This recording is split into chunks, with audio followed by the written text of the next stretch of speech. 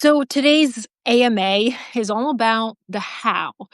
How do I pick my subjects? How do I get them to open up? How do I organize my research, structure a narrative, decide what to include, what to keep out?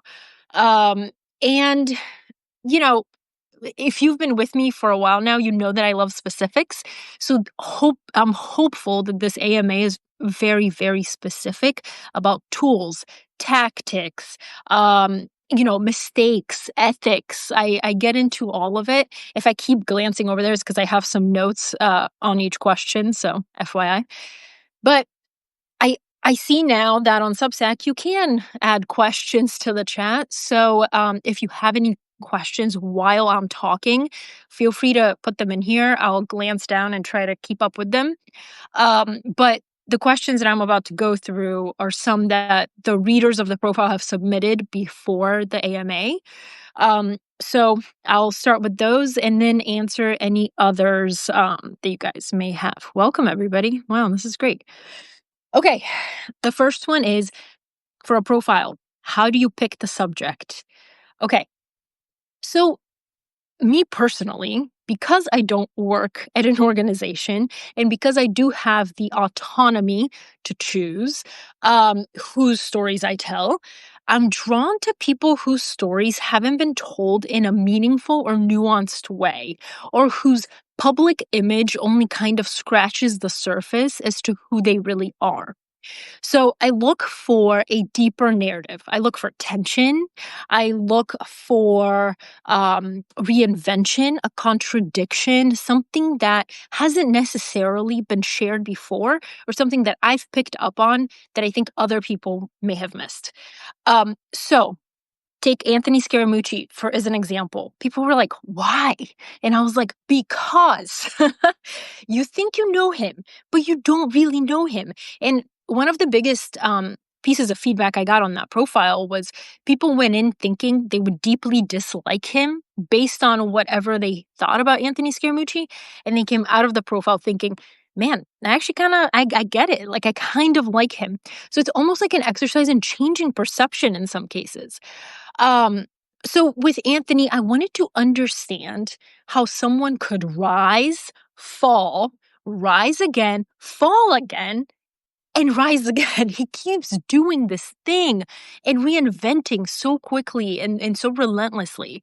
Um, and I think that the Anthony Scaramucci story is truly a story about reinvention and resilience. A man who keeps finding a way not to stay down. People try to cancel him, kill him. Well, not literally kill him, you know what I mean? But they keep trying to keep him to, like, stay down, and for this story, actually, the title, like, the headline came to me before I wrote it, and it was The Immortal Anthony Scaramucci. You cannot keep him down, and as somebody in his, on his team told me, Anthony Scaramucci finds more joy in the comeback rather than the peak. He loves the climb more than he loves the destination. Like he finds that joy in the comeback. And that is what I found with his story. Ryan Serhant, on the other hand, he had a very different persona. He's very well liked. People, if you go to his social media, he almost has this like puppy dog energy.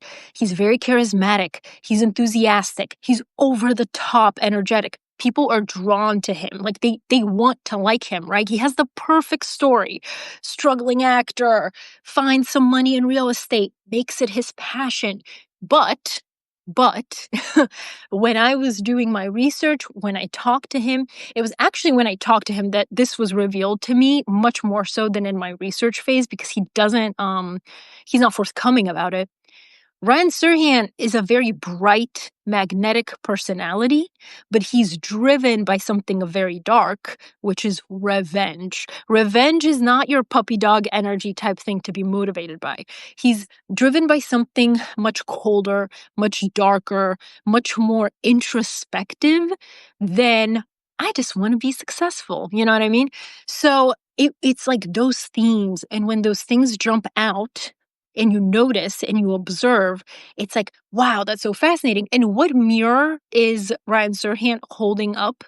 to society, it's that there's this like broader shift in our society where um, the modern entrepreneur, he's trying to be everything to everybody.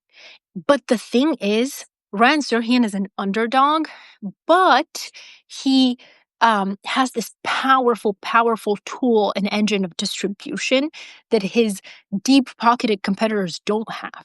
So he's able to emerge as a very serious competitor as a one man team, before he built all this versus how things used to be built. So I wanted to like highlight what it means to be a modern entrepreneur in this new era of attention. Um, and then finally, like at its core, my entire philosophy is people focused learning. Every profile should reveal something about the subject, and it should also act as a mirror.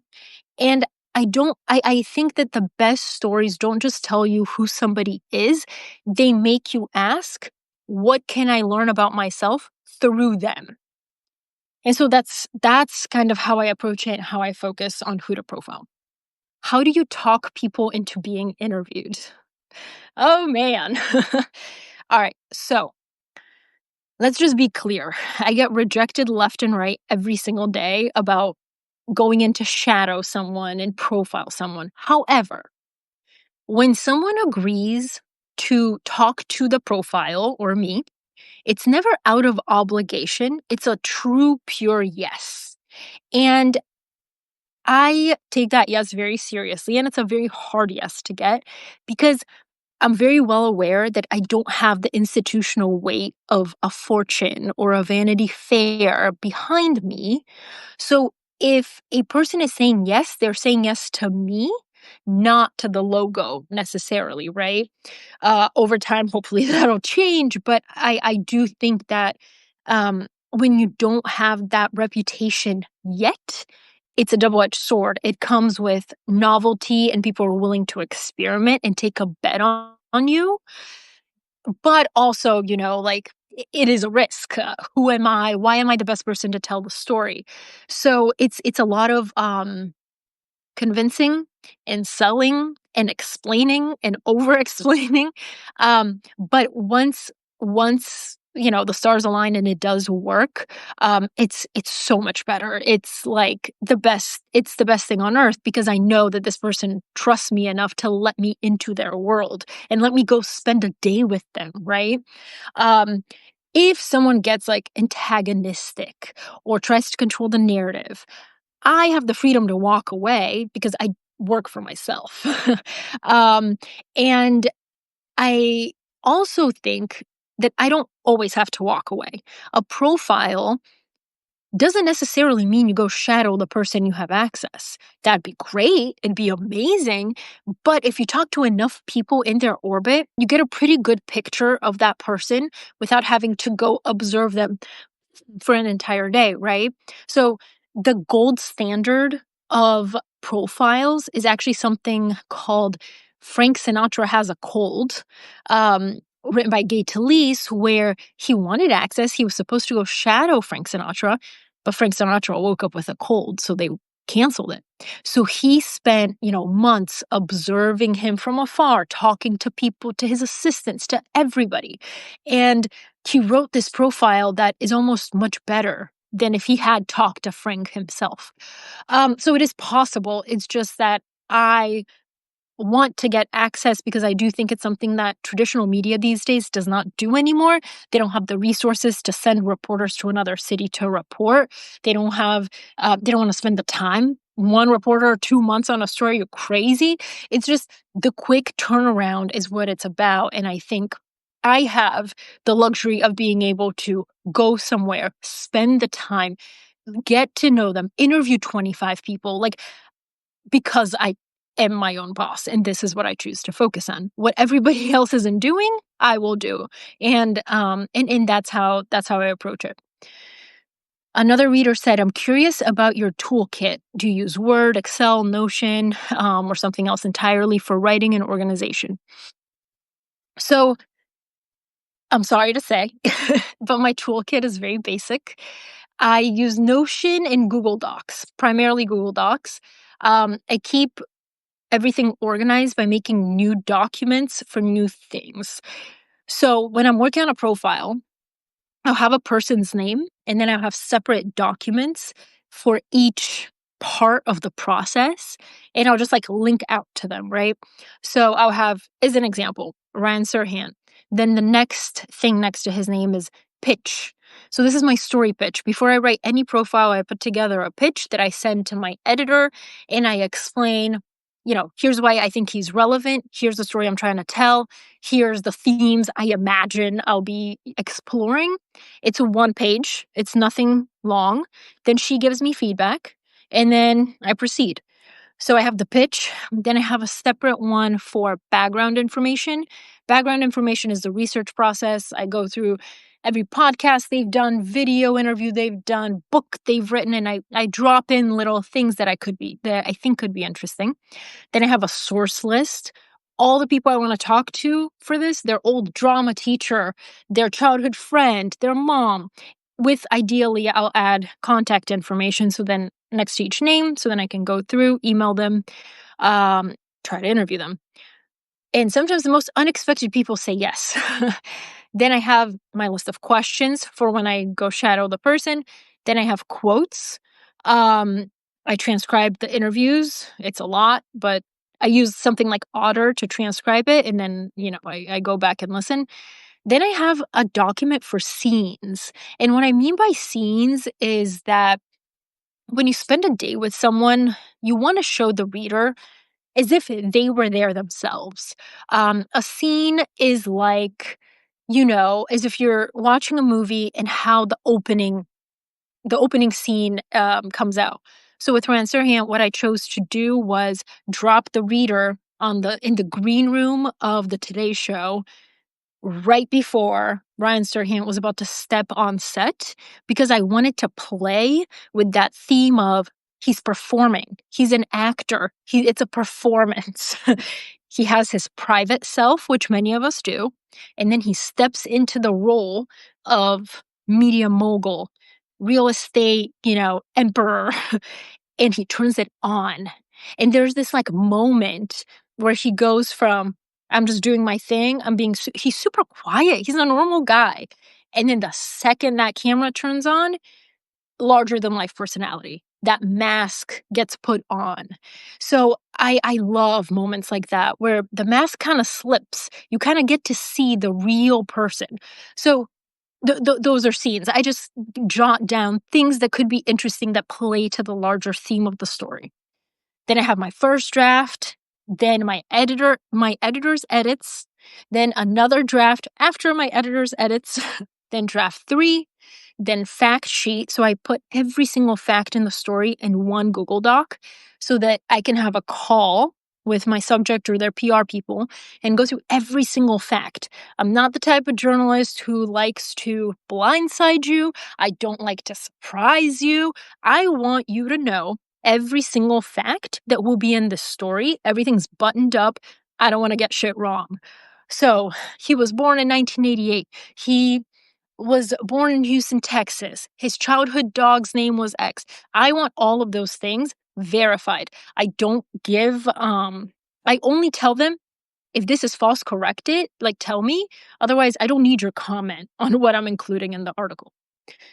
After that, I have a promotional plan. How do I plan to promote this on social media? Then I have a final draft for my editor. Then I have a final draft ready for publication. And even then, I'm still tinkering with things. So this process probably takes about 1.5 to 2 months because I'm focused on it every single day. Okay. Another question. Have you been experimenting with AI in your writing process at all? If so, how? So a little bit. For example, when I told you that I write a profile pitch that I send to my editor, it explains why the profile is timely, what's interesting about the person, what themes I plan to focus on. I send one of these to my editor, but before I do, I put it in ChatGPT and I ask it, do you see any big blind spots here or anything that I'm not addressing that you think could be a big part of the story. Sometimes it'll say things, I'll completely ignore it, but sometimes it has good points. So when you're a one man, one woman person team, you need all the like help you can get. So because I don't have a stable of colleagues and editors to look through this stuff all the time, it's nice to be able to ask a robot. No, um, but sorry, I'm trying to read the comments as well. Um, but I'm trying to get like a gut check, right? Like, am I missing anything big? Do I have a blind spot that I'm not, looking at? And sometimes I'm like, does this make sense? Like, that's also helpful. But yeah, that's how I use AI for now. The good thing about profile writing and AI is, as far as we know, AI cannot shadow a person and interview them in this style for now. So I think I have a safer job. How do you structure your research and writing, and how has that changed over your career? Okay, I brought some things to show you too with this. It's changed a lot. I used to kind of just be all over the place. I learned a lot of lessons at Fortune magazine when one of my editors told me, "Your writing is all over the place." He said, uh, "Your writing is sloppy because your thinking is sloppy." And what he meant was I was using all of these absolutes in my writing. I would say, no one on the team liked him. And he's like, surely someone on the team liked him. Find that person. It was always like, there's always nuance. Like every word has to mean something. And so I took that advice and I applied it to my research in that I wanted to find the nuance. That's where the truth lives, right? None of us, most of us aren't all good or all bad. There's a little bit of both. And that's what I love. I love like that messy middle, that unexplored detail that we all have to us. It just sometimes takes an outside person to notice it. You know what I mean? So now what I do is I dive in, like once I have a person targeted, I dive in and try to read everything on them, interview as many people as I can around them, um, find little known facts that people don't know, may not know about them. And then I create something I call like a scaffolding, something like where the big picture themes, what is the arc of the story? What are the moments of tension? Tension is what drives a story. You cannot have an engaging, truthful story without tension. Um, and then I organize my research around that. I keep, as you saw, separate documents for quotes, scenes, background stuff, and then I start building it from there. So here's an example. This is let me see this. Anthony Scaramucci research. I like to print things out. So when I see an article written about him, I print it out, I highlight it, and I make notes. So this one is Skybridge's annual report for 2024. This one's 2023. I wanted to see the return data and I wanted to see how invested he was in Bitcoin and cryptocurrency. Then articles like this. And I wrote here, good for career timeline. And so I highlighted some things and I made notes like talk to him, this guy. Um, it's his professor from college who is 88 years old. When I talked to him, he was 90. I talked to him. I found him. I found his college professor. Then talked to another guy who he used to work with. Um, and just like, notes that I thought were interesting. I found the first known profile of Anthony Scaramucci. Um, and again, like I wanted to see, has he changed? Are there any patterns, anything like the themes that emerged through this? Then I read his books. This one, look at all the sticky notes I have in there. So in his books, for example, I kept noticing, I wrote on this page, I wrote theme, get up and dust yourself off. It's easy to like him, but it's also very easy to dislike him. That's one of the things about Anthony Scaramucci. It's easy to like him. He's charismatic too, but it's also very easy to dislike him. And if you're, a hater of his work, there's a lot of material for you. And then I'll have, you know, then I'll have notes like Anthony's story, or at least the way he sees it, is a hero's journey. And then ask him about this. End article with whether his hero's journey is complete. Like, I just made notes of like, oh, here's how I could end this. If I can frame the profile as a hero's journey, what's the end? Has he done like the final crucible or whatever? Resurrection. Resurrection was a big theme in his book. I don't even one that I don't even think he realized, but he's constantly transforming, and I wanted to know why. Why? And the answer I came away with was that he he finds he thinks it's a game. He wants to be in the game. For Anthony Scaramucci, it's more powerful to be in the game, whether people like you or don't like you, than not to be in the game at all.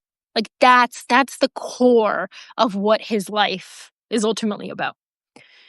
Okay. Um, Someone said, I'm interested in how you approach the topic of morality. Do you allow each of your subjects to define what morality means to them? Is there space for moral ambiguity in a profile? Does your own moral compass ever prevent you from choosing who you profile and how they are presented? Okay, love this question. So, this is the beauty of working for myself. I get to choose who I profile and how I portray them. I don't go into a piece trying to deliver a moral judgment. That is not my job. I let the subject show me how they see their world, and then I leave space for ambiguity, right? I'm not interested in heroes or villains. I'm interested in people like as they are and how they see themselves. And I believe the truth lies in the details, like somebody just said, in the nuance.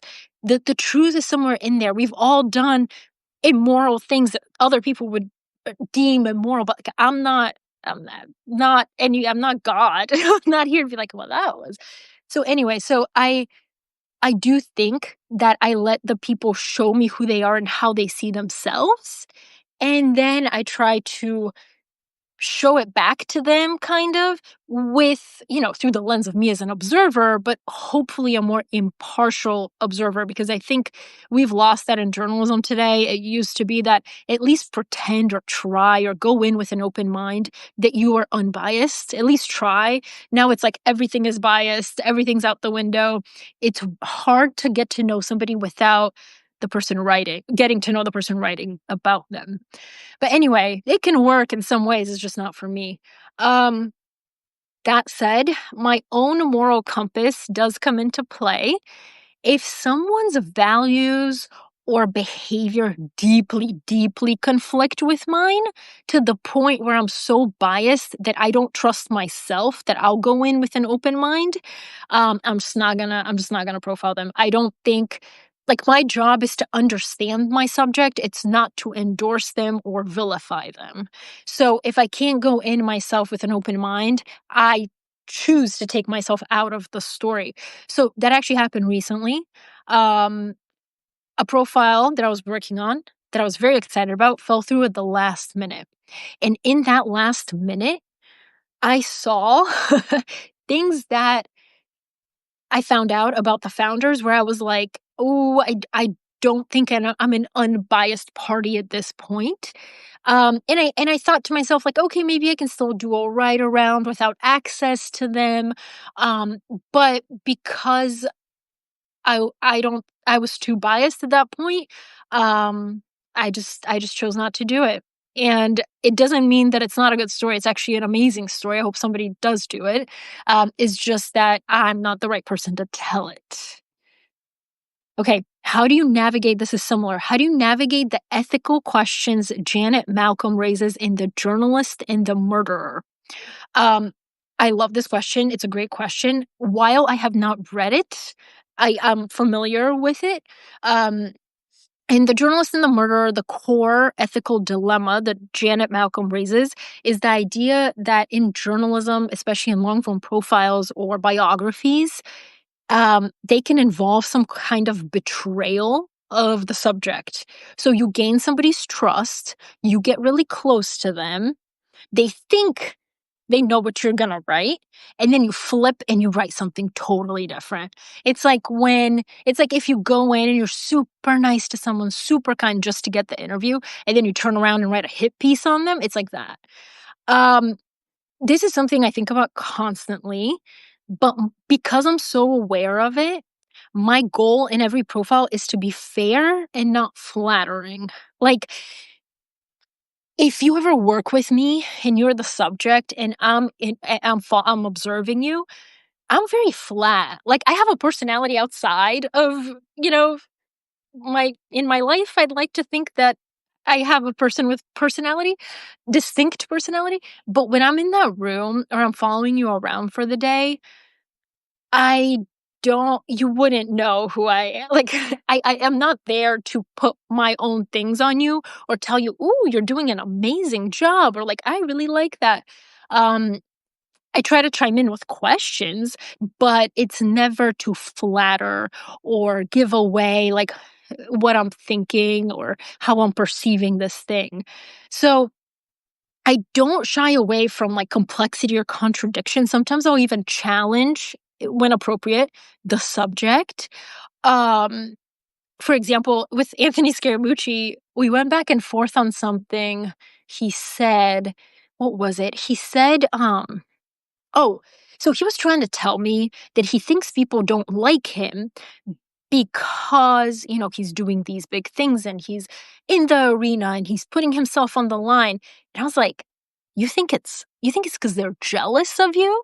And he was like, well, what else could it be? Something like that, right? So I included that in the story. It's how he perceives the criticism, right? He sees it as people are just they're jealous. It's not that he's letting do we making mistakes or things like that. Like, maybe it's other people's perception. So, I thought that was fascinating. But so when there's, like, little contradictions, I'll dig a little more, but largely I try to, be more passive in my observing. Um, they'll know, like, if I don't agree with something, I'll ask, I'll say, "Well, that's actually kinda contradictory." Like, I'll point things out, but it's never a confrontation or, um, super involved. I'm not super involved. So, I don't give anybody control of the final piece. I don't let anybody read it before it's published. And but I do the fact check, so they roughly know what facts I'm including. But no, I don't think that you have to betray somebody to write a meaningful piece on them. In fact, I think that the quote unquote hit pieces are just, they're not truthful. Like, I think that it takes a lot of intention and care to tell somebody's story in a truthful way. And to me, one of the biggest compliments I can receive as a profile writer after it's published is, damn, that was accurate. Like, I recognize myself in this piece because I understand that when you read about yourself, it's really, really hard. And the last thing you want is the person you just spent a day with, days with, you spent months researching them to be like, I don't even know who this person is. Like, I don't recognize anything about myself.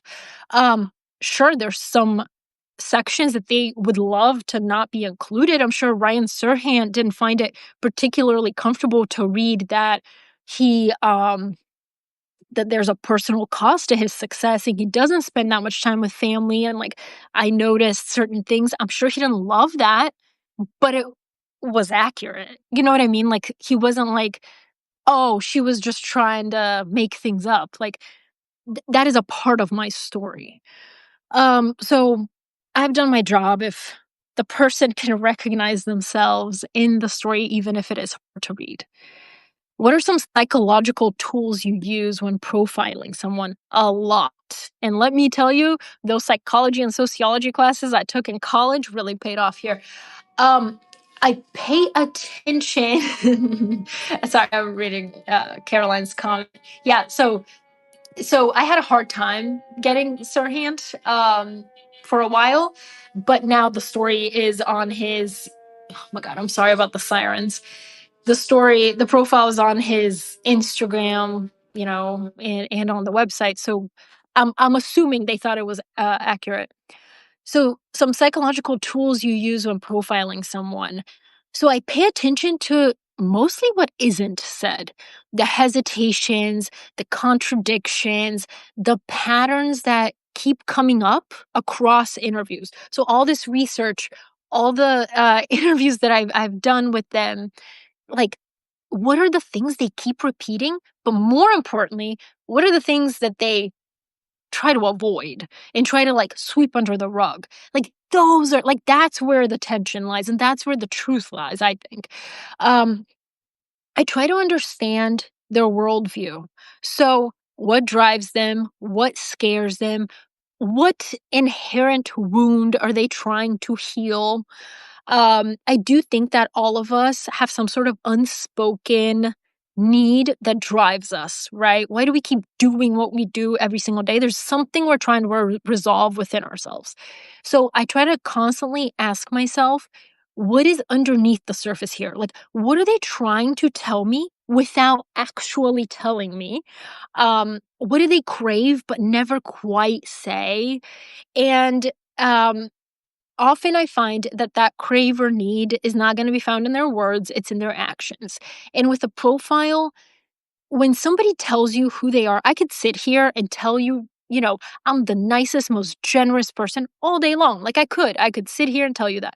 The second we walk out, we go to dinner together, and you see that I'm rude to the waiter and I don't leave a tip and like things like that. You're like, oh my God, like, well, that speaks volumes because that's actually how I move through the world.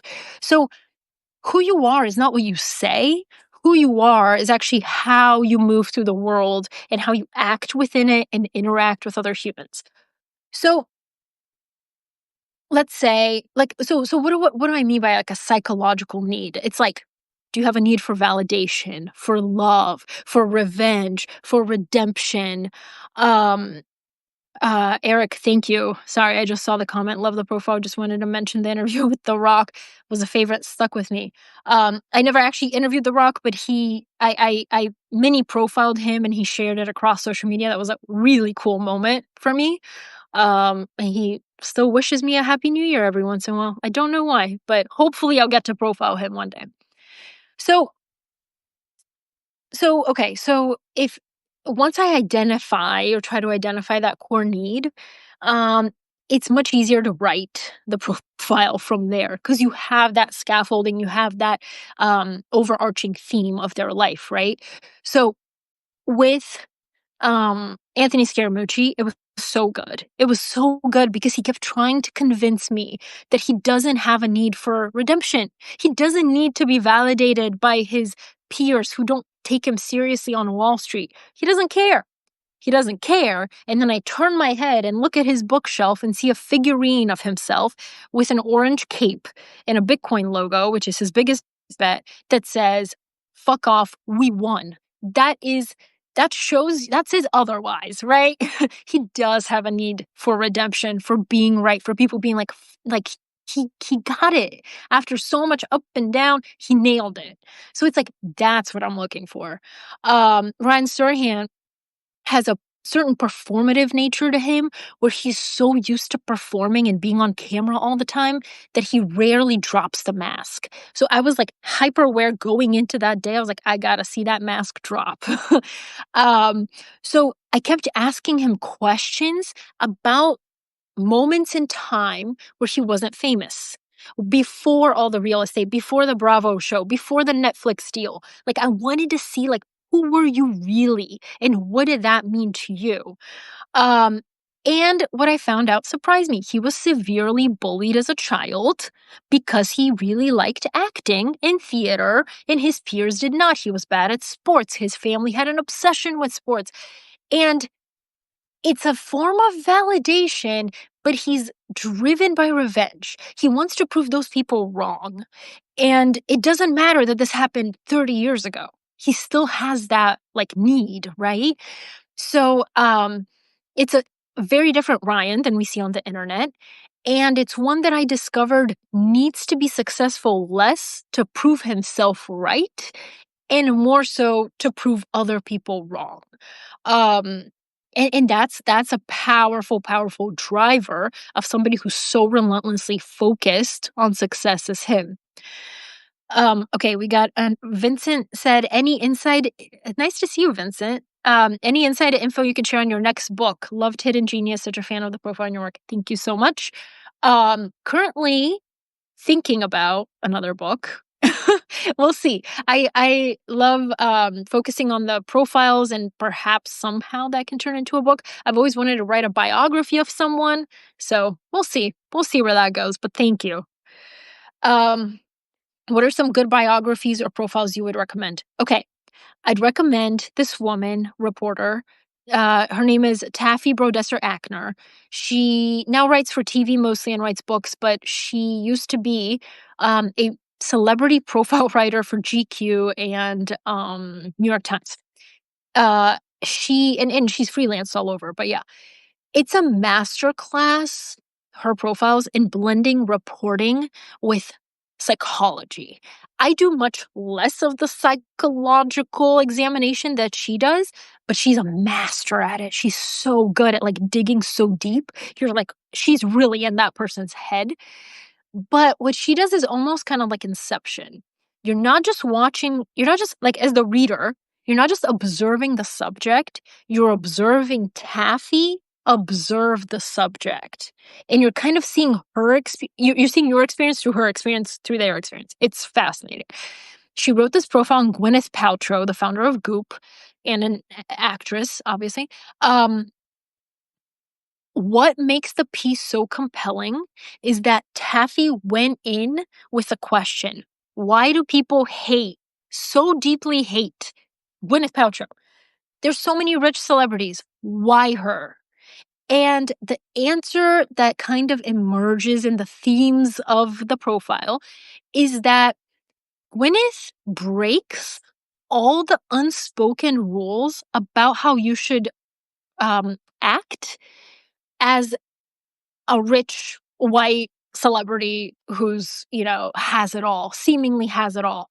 Um, she, you know, she doesn't, she's unapologetic about working hard. She's like, I work really hard. Most celebrities would be like, oh, I got lucky. I got a lucky break. She's like, I work really damn hard. People don't like that.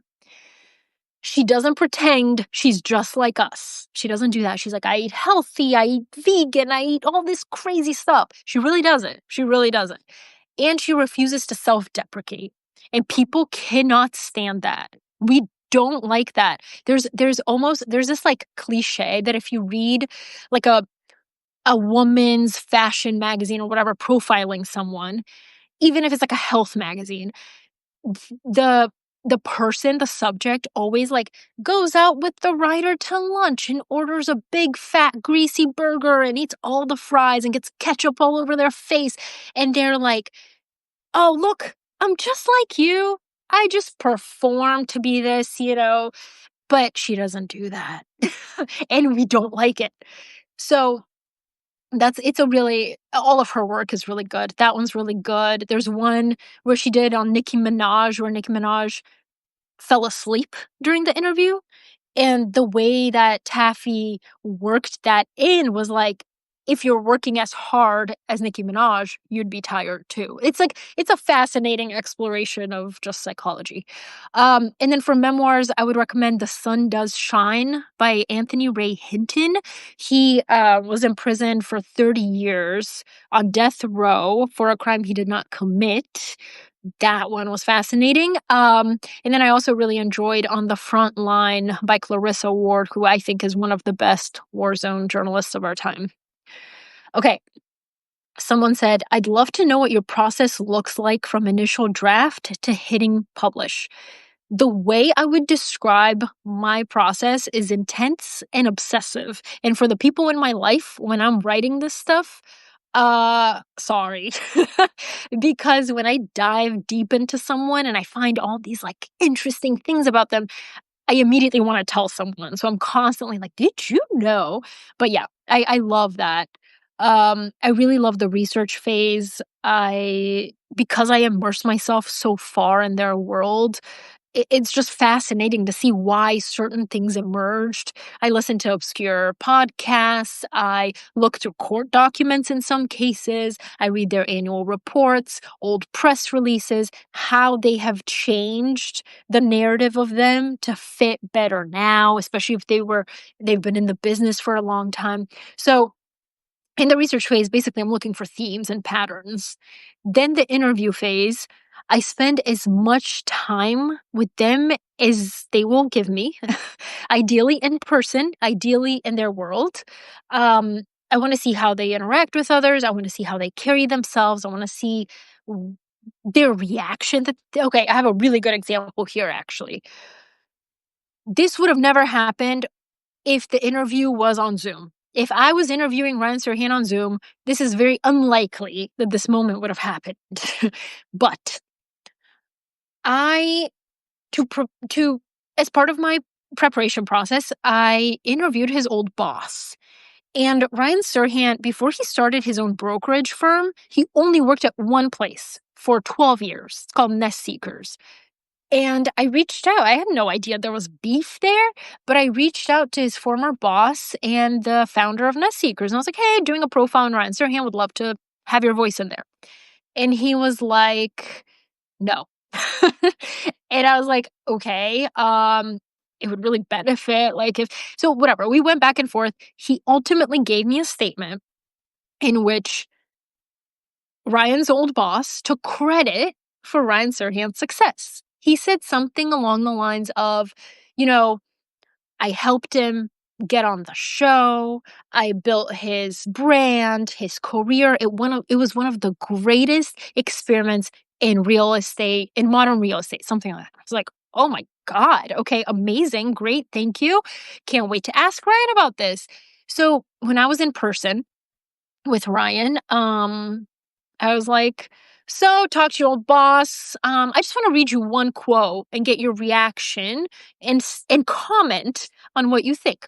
Read him the quote and I said, what do you think? That your former boss tries to take partial credit for your success. And as I was reading the quote, he was drinking his water. And when I got to the part of like, I helped, build his brand and his career, he choked on his water. He was laughing and he like choked on it. And obviously, like that tells you a lot. And then he stopped. He paused for like a minute. He didn't say anything. And then he was like, I think I would just respond with the quote from the film The Social Network, in which Mark Zuckerberg says, if you have to stand on my shoulders to call yourself tall, then go for it. It's like, what a perfect way to shit talk without shit talking. It's amazing. It's like cinematic. So it's those moments that I've earned enough of his trust where he's not just like, no comment, or like I was able to see him physically reacting to this quote by choking on his water and then giving me like a very real, raw, not fake Ryan quote about it. So that was my favorite part of that profile. But okay. And then once I do the interview, I do theme mapping. I try to map out all the themes. Once I have enough material, I start identifying like what are the major themes or questions that I want this profile to answer. What is the internal conflict? Why does this person matter now? What drives them? That's kind of my thing. Then I start scene building, like I mentioned, those scenes, like a telling scene, a pivotal moment, a really interesting quote. That becomes kind of like the spine of the piece. Then I write my first draft, which is often messy, too long, ugly, horrible. But I just like get it in there. And then it's a lot of like, fix this or find another word for this. This word is not the right word. Find the right word. And I've talked about this before, but I don't write in order. So I don't start at the beginning and finish at the end.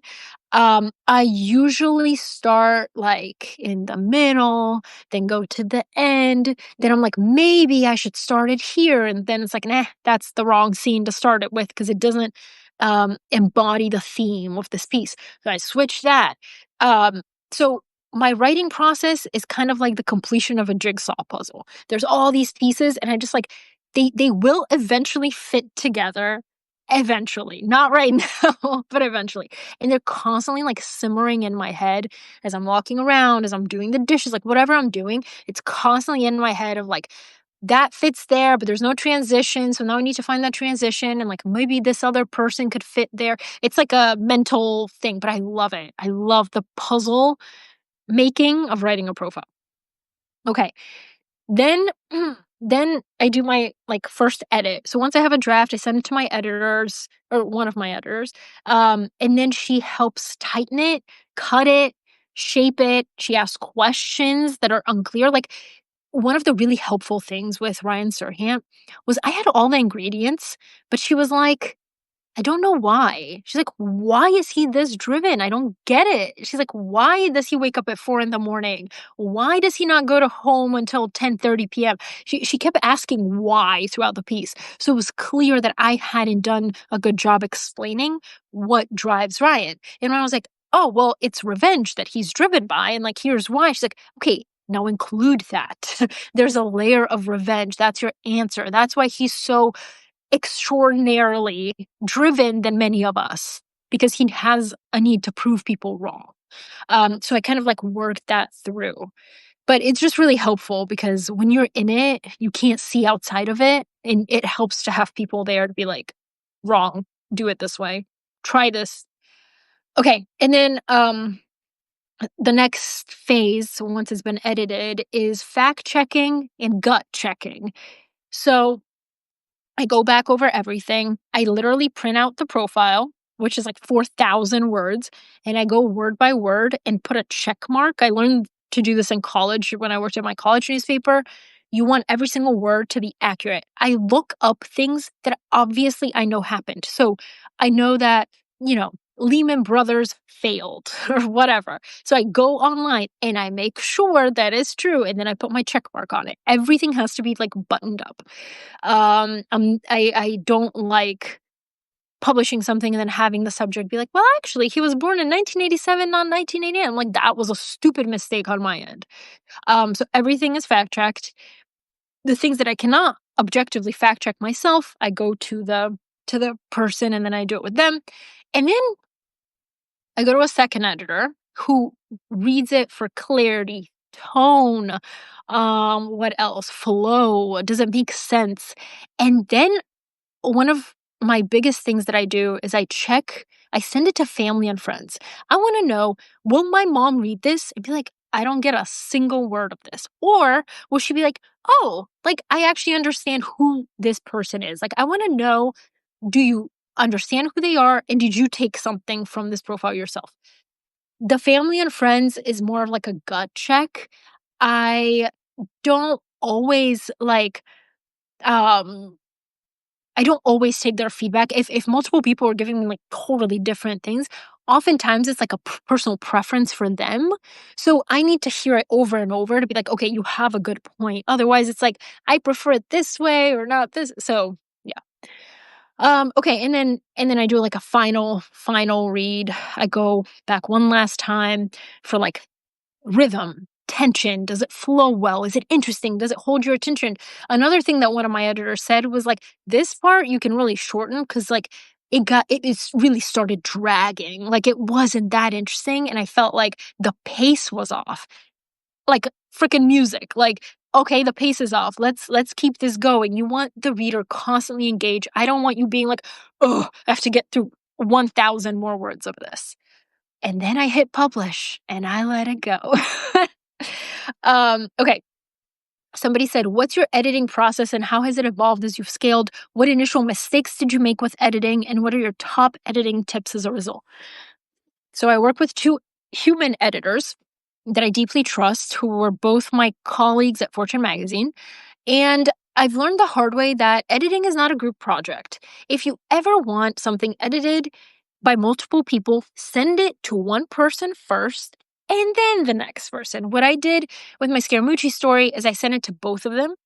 And then it was absolute and utter chaos trying to um, incorporate two people's edits in one version because I kept getting confused as to like, oh wait, but she said to move this and then this. Oh no. And then it was just like chaos. So it's better if you have editors and you send it to one with very clear instruction. Hey, I'm looking to you to make sure this makes sense, it flows, it's clear, edit for any like grammatical mistake, whatever.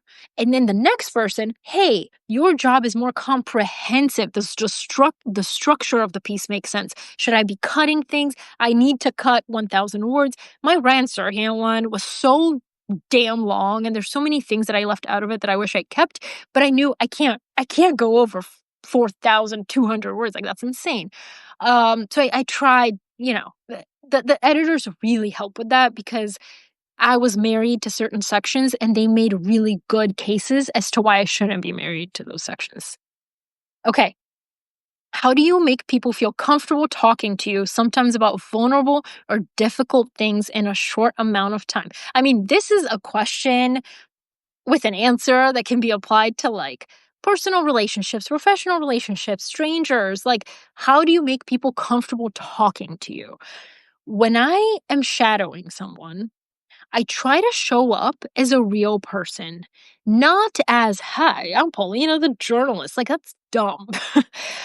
I think because again, the second people were like, "Oh, you have a list of questions in your hands?" Like, it makes it this, like, formal, transactional bullshit. I show up as, like, me, and I'm just naturally curious, so I'm just gonna ask you questions throughout the day, right? And if I ever am like, "Oh, am I missing something?" I do pull out my list, look at it, glance at it, and put it back in. Um I try to really listen. This is a time when recorders really, really help with the listening because it used to be that reporters were writing things down. So when you're listening, it's hard to listen and to also write, for me at least. So when I have a recorder in my hand and they know I'm recording it, but like after a while they kind of forget because I'm just holding it. And it's not obtrusive in their face. I'm just holding my recorder and we're having a conversation.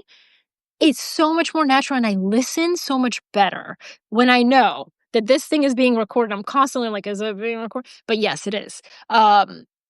Because, like, I can actually be engaged and listening and sincere, right? Like, and let the conversation go where it needs to go. Another thing that I do is I also try to match the tone that I'm asking them to meet. If I'm asking about something personal or painful, I don't like rush past it to get to my next topic. I slow down. I sit with the silence. I'm not good at doing this in my day to day life, like in personal conversations with friends.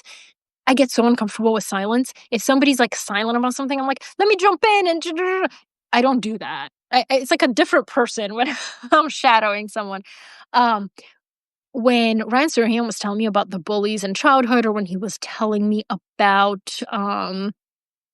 like his former boss and like things like that, I just let it simmer. Let that silence sit there like an elephant. I don't care. I want that moment for them to really think about it. Because you have a good question when there's not a canned answer. If the person has to think about it, or if they say, I don't know, hold on, you've done your job. Like, that's like the Olympics of writing or interviewing, because you've made them think. So few interviewers these days like make people think. They just ask them the same questions over and over. So that. And sometimes it only if it feels right. And I don't do this because I want to insert myself in the conversation. I only do it if I feel like they don't yet trust me. A quick way to build intimacy quickly is to share something intimate of your own. Um, and it's not to make it about yourself, it's to give the other person permission to share something personal too.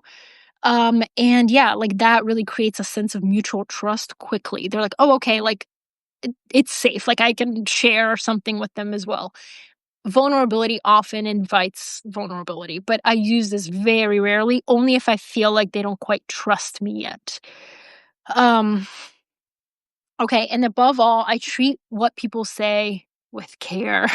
When somebody opens up, or especially early on, I don't take that lightly. And it is amazing, like how quickly in person you can build trust with someone. I think if they see that you're being real, that you're being genuine, that you're really interested in asking true questions, it's like an innate thing, for them to open up, and I that's why I do in person.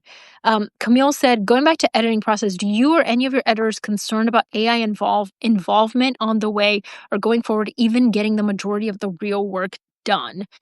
I mean, I know writers who use I mean, I guess Grammarly is also an AI editor. Um, I don't h I don't hate it. I don't think it's bad for editing purposes, if you're treating it as an editor, not as a writer. Because, I mean, with me, like, you'll read my work and you'll notice I have a very distinct voice. I don't ever wanna lose that voice by giving it over to AI, you know what I mean? I'm sure they could write the profile for me if I feed all the, like, materials, but it just wouldn't be the same, it wouldn't be as nuanced, there wouldn't be as much, like, themes making sense together, but maybe in the future it could do that. I am Here's why I'm not concerned. I read a lot of stuff on a daily basis. It is super ultra mega obvious to me when something was written with AI, and it's not all that interesting.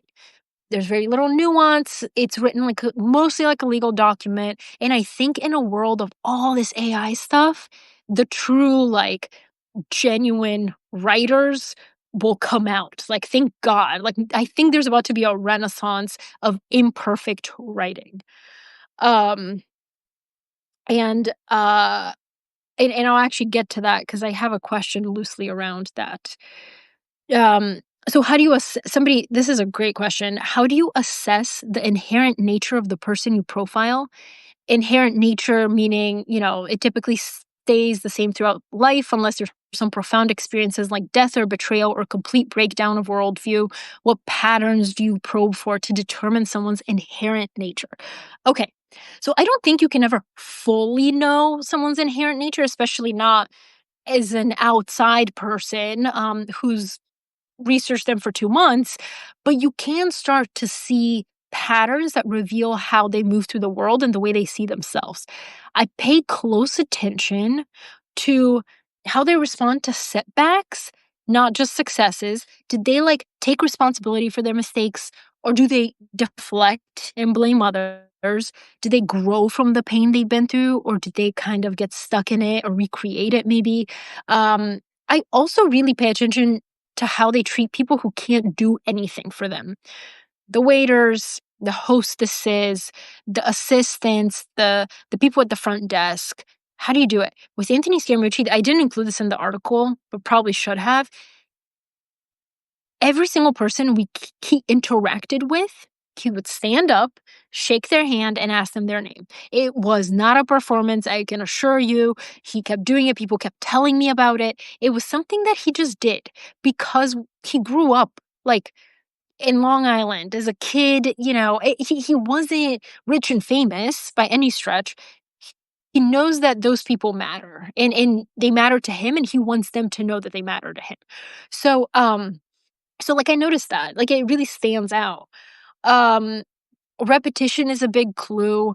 If somebody keeps returning to the same things, that usually points to something, like, deeper that they haven't quite expressed. I like to listen for the topics they joke about. What do they joke about that isn't really all that funny, but, like, they think it's funny? What do they dismiss? What do they rush past? That's often where, like, the emotional core lives, and I love business because a lot of these guys don't reflect. They work. They work and they think, "This is who I am. This work is, the definition of my life." There's usually something deeper they haven't quite reflected on, and I like to find that. I think it's really fun. Um, for Anthony Scaramucci, this was actually accidentally happened. I accidentally happened to hit on something, um, and it related to childhood abuse. So I happened to pick up on it because I was talking to one of his colleagues who made an offhand comment saying something like, "Oh, I had a horrible vacation because I told Anthony to go meditate, and he tried meditating one weekend, And he ruined my entire vacation. I was like, "Why did he ruin your vacation?" He's like, "'Cause he meditated and he reflected on all this stuff that came up for him, and I had to listen to it, and it was crazy." I was like, "What?" So then, like, on my way out with Anthony Scaramucci, on the way to his next event, I just happened to ask him, I was like, "You don't meditate, huh?" And he was like, "No, no, no." He's like, "Some people, they can meditate. It's not for me. It's not for me." And I was like, "Why not?" He was like, "Because I, he said, I've tried like, when I try to meditate, every time, all this stuff that I've worked so hard to repress comes up." And I'm like, "What?" So, I was fascinated, and I was like, "Well, what comes up? Like, you've been through so much, you've recovered through so much." There's nothing in his life he's unwilling to talk about. All the, like, shameful, embarrassing 11-day stint at the White House, he has no problem talking about. And then he told me, that meditation brings up a lot of childhood stuff, and that's where I ended up finding out that his dad was physically abusive, and Scaramucci makes this joke like, "Yeah, my brother became an alcoholic and I became a workaholic, ha ha," and I was like, "Huh." And so I tried kind of asking a little more there, but it was the only topic where he was just it was clear, like, "This is off limits, like, do not speak to me anymore about this, I'm not gonna say anymore." He said that he, donates to a foundation for kids that go through domestic violence at home, and yeah, and so I included how this was the only topic Anthony Scaramucci was not forthcoming about, and it's a serious topic, but it's also it tells you a little bit about him, right? Like, the things he avoids, the things he doesn't want to surface are these kinds of, like, really deep personal things. Everything else is kind of performative. Um, yeah, so there's, um there's a great question that I often that can give you really great stories very quickly, is how did you think your life was gonna turn out versus how did it actually turn out? Because there's this gap in the middle, it's your job as the storyteller or the interviewer to build a bridge between those two things. Why did you think your life was going to turn out that way, and why did it not? Why is it different? What were the circumstances that led you there? And it's in the telling of the story that you understand whether they see themselves as a victim or somebody who rose above the challenges. It tells you so much. So yeah, so that's it's the before and after that I'm interested in, and, I do think that death and failure and horrible challenges can shift your worldview, and but I think they actually reveal more than they change. You know how people say, "Oh, money doesn't change you, it, like, just shows people more of who you already were?" It's like that with failures, I found. It's that, um they strip away the armor and the bullshit and the things that we try to, like, the masks we put on. It's like our real selves. And that's what I try to capture. It's like the before, the after, and the through line that connects both of those things. Okay. And the final question I have here is so if you have any questions for me, put them in the chat and I'll try to answer them live in the last few minutes here. But this is the last question of the previous questions I received. Somebody said, I would like to know what done means to you and how do you decide a profile is good or great enough to publish? There's a quote that I love by Da Vinci that says, art is never finished, only abandoned.